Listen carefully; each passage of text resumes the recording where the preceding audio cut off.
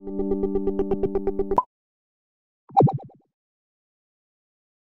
everybody, and welcome to a little side video. I don't know, maybe we'll do a little minor series on this, but I wanted to show off the Dragon Age multiplayer, and I've been playing quite a bit of it. I get about 2 hours in at least every day, it seems. We take like a little break from playing the story, and all of us get together and we play the multiplayer. So I just figured I'd show you a little bit what it is. We'll do like a rundown of the multiplayer in this video, and if we do other videos, it'll be of us actually playing the multiplayer and with live commentary as opposed to posts like this one. But I figured this would be the best way to kind of explain what's going on. So if you played the Mass Effect 3 multiplayer, you would know exactly kind of what this is. I like that, exactly kind of, but it makes perfect sense once I explain it, because that's really a good way to describe it. So it's got the same idea. It's not wave combat like Mass Effect is. In Mass Effect, you have like 5 waves of enemies that you defeat with a group of 4 people, and then at the end of the waves, you basically get an extraction, and then that's the end of the round. And it's kind of the same thing here, except instead of having waves, you have like rounds, right? It's like we have this area that we're in now, but when we get to a checkpoint, which is halfway through, or not halfway through, but I guess 1/5 of the way through, then it ends that one, I guess, wave that we had. You could call it a wave. But then it moves on to the next one, and each one has like different objectives that it has. And in Mass Effect, you had the different objectives. It was pretty clear, because some of them were like, oh, you had to go get this hacking thing done. Other ones is you had to kill this very specific guy. And the different zones they're more, I guess, predictable as far as how the layout is. But you're basically doing a dungeon run.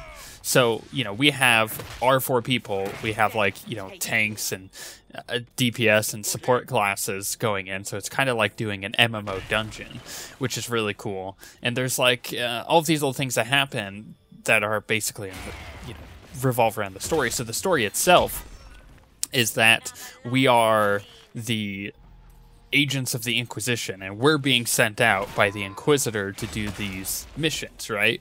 And the Inquisitor's agents as well are sending us to do these missions, like Leliana and stuff. So it's really cool to have the story integration there, and in fact that's how a lot of the events happen in it as well. They're story driven.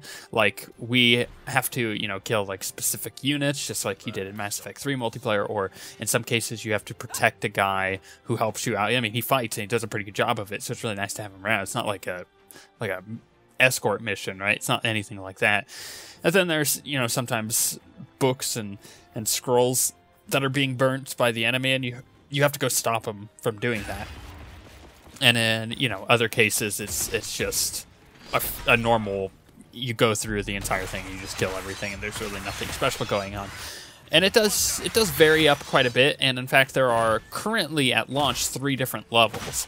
And the levels are pretty, there's general layouts. Think of it like a Diablo like area, right? So it's got general layouts, and you kind of get comfortable with how those layouts will be, but for the most part it's fairly randomized in the way that it actually puts the level together. So it's nice because it allows you to keep playing it. It's a lot of replayability here, unlike in the Mass Effect multiplayer where the levels were a kind of a set layout, although that benefited the gameplay a lot more because then you could be more strategic with your group of how you were going to handle certain enemies that popped up. You can kind of do that here because you do, like I said, get a general idea for how the layout will be when you get into a specific area. But it means that once you learn the spots, you still get the strategic values out of knowing where everything is. But one thing to mention is that you have when you go down, you could be rezzed. right? So if I died as the warrior that I'm playing as, if I died, I could be rezzed by my other teammates. However, I only have a certain amount of times that could happen before it just knocks me out completely. And if that happens in between zones, then that's fine, because when they get to a different zone, it'll resurrect me again, and I can help them out, you know, until I go down. So it's nice in that aspect that, you know, it's got kind of the same idea behind it as the Mass Effect 3 multiplayer, where when you go down, you have a certain amount of times you go down before you just are pretty much dead. You have a time limit on your res, which is can be really stressful, but it's nice that it's there, so that way you don't feel like you're cheesing it by just having, you know, one dude run around, kill everything. It's like, you gotta get everybody else up. But in between each zone, there is a healing fountain that will heal you back up to full. Because you remember, you have like limited potions you could be using, just like you do in the single-player campaign. But once you get around to the different zones, you can heal yourself back up to full, as you'll see here in a minute. And you have to finish off those objectives before you can move on to the next zone. So you can't just like run in there and heal real quick, which I actually like. The other thing to mention is that there are 3 different types of doorways you can find, like hidden doorways. There's a warrior one where it's just like a wall that you can knock down. There's a rogue one that they can pick the lock on, and then there's a mage barrier that they can remove. And those rooms will always have a chest in them that drops gold, and sometimes will drop items out of those chests. Now, the gold and the items are really important because outside of the multiplayer, when you're in the lobby, you can equip different items so your character gets stronger, so there is a progression system there. And you can also buy chests with the gold, so there's like a small, medium, and a large chest, and I'm sure in the future, just like they did with the Mass Effect multiplayer, they'll add more chests, and you can get a ton of items and consumables out of there. So that's where you get your potions, that's where you get other potential classes. You craft armor, which will get you other classes. Like, say I wanted to play the Elementalist, right, which is a mage type character, I would have to craft that armor first, and you get the crafting materials from the chests and from the items. You can salvage the items and get crafting materials back from that, which I really like. But you start out with 3 classes to begin with. The Legionnaire, which is a dwarf tank with a sword and shield. You get the Archer, which is basically a rogue, but he's an archer. And then you get the Keeper, which is a mage healer, quote-unquote healer. You have barriers, basically, and you can also do damage and stuff. And each class has 2 different trees. For example, I'm playing the Qatari, which is like this Canary 2-handed beast. He's like a juggernaut. He's unstoppable. It's awesome. But I have 2 trees I could go down. One is more tanky and one is more DPS-y. I'm kind of going down the DPS tree. But, it has utility in there too. So, for example, my first ability is like this charge ability. And anytime I hit an enemy, I get something called Guard, which is basically like a second life bar, which is really nice. But at the same time, I could just turn around and smash things to bits. And when they're on the ground and knocked down or stunned, I do additional damage to them. So it's really fun. And all the different classes have just the little things that they could do. Like, for example, I may be using the Qatari, but there is another 2-handed class called the Reaver, which is more about gaining health back and using health to empower abilities and stuff like that, just like the classes in the single-player experience. You know, if you play Dragon Age Origins or Dragon Age 2, you know the Reaver is good at doing that kind of thing. And they did a pretty good job of implementing all the types of classes in here. Like, you have the Legionnaire, as I said earlier, is a sword and board. He uses the sword and shield, and he does a lot of defensive stuff. But there's also the Templar, which has the sword and shield as well, but is a lot more specialized at taking down demons and magical creatures. In fact, it has a cleanse, and if anything has a barrier or any type of buff on it, you can cleanse and do a ton of damage. And I really like the Templar. And there's 4 options for each class. So like the warrior has 2 two-handed people, and then 2 sword and board people. The rogue has 2 dual wield people and 2 archers, and then the mage has 2 kind of more support classes and 2 DPS classes, which is really cool. But either way, if you were playing the support mage, you could go DPS as well, and it's just really what you want to do.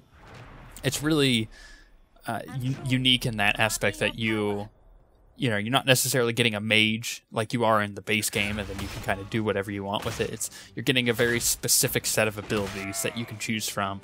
And in fact, in the multiplayer, you can only choose 4 abilities. In the single player, you can have 8 on your bar, and that's why the bar is much smaller in multiplayer.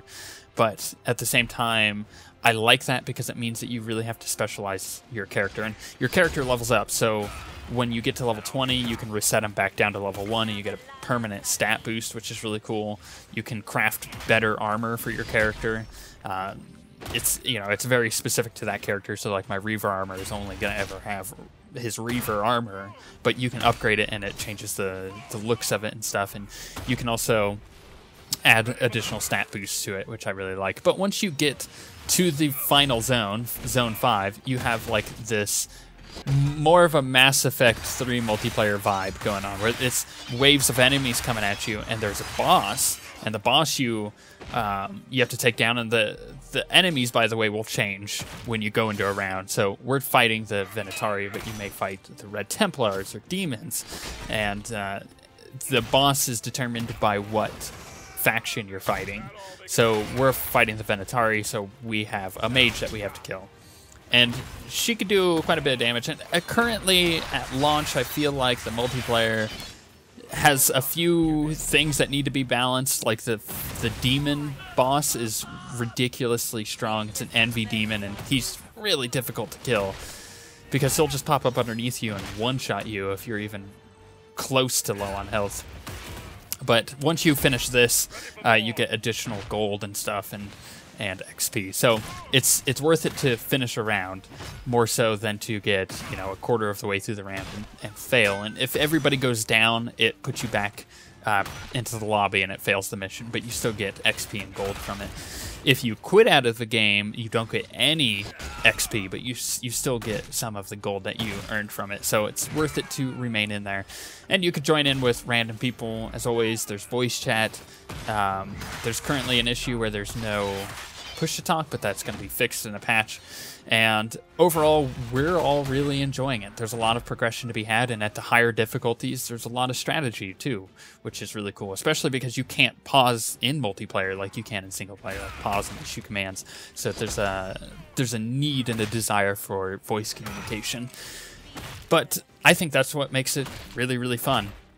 We're probably going to end up showing you guys more of it, like I said, as we get into it, but more live commentary than posts. I just wanted to give you an idea of what it is and explain it, because if you've never seen the Mass Effect 3 multiplayer, it's a little bit confusing. But think of it, kind of like a Diablo style loot, gain. You're trying to get loot and you're trying to level up, and you're going through dungeons, which is really fun. But with all of that being said, we shall see you guys next time.